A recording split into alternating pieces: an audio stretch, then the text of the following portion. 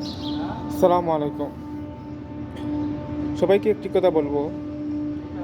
অনেকে আগে বর্তমানে বলতো আমার অভিভাবক, আমার গার্জেন, আমি অমুকের দল করি, আমি অমুকের দল করি। তারা এমন একটা পর্যায়ে চলে গেছিল, মনে হতো যে আপনার সামনে যে বয়স্ক অনেক মানুষ আছে, ওদেরকে সম্মান তো দেওয়া দেওয়া দূরের কথা, মানে ওরা মনে করতো যে ওরা মানুষই না, এমন একটা পর্যায়ে চলে গেছিল। তাছাড়া তাদেরকে এই, তুই বা নাম ধরে ডাকা যাবে না, সম্মানের সাথে কথা বলতে হবে, এমন একটা পর্যায়ে চলে গিয়েছিল। আপনি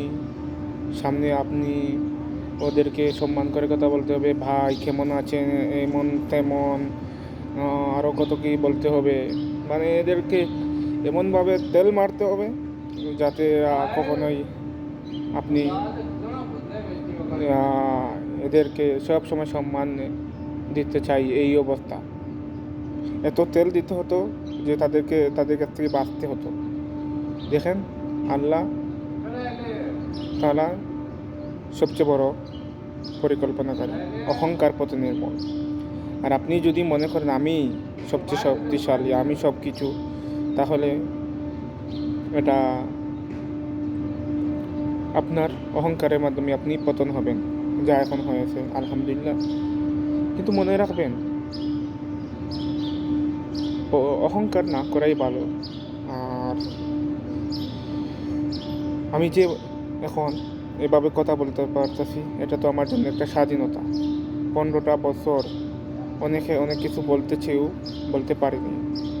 যাও একটু একটু বলছিল, সবাইকে ঘুম ঘাম এই সেই করে ফেলেছে। বর্তমানে আমি কোনো দলকেই ভালো পাই না। আমি আমার মতো, আমি যেখানে সঠিক সেখানেই বলবো আলহামদুলিল্লাহ। কেননা আমি এখন বলবো, আমি এখন স্বাধীন। আমার মতো আপনারাই বলেন, যাদের কি মতামত আছে। 15 বছরে আপনাদের অনেক কিছু বলার আছে, বলেন। সবাই এ থেকে সবার মনটাকে সাহসে একটা পরিচয় দেন। আশা করি আমার কথা বুঝতে পারতেছে।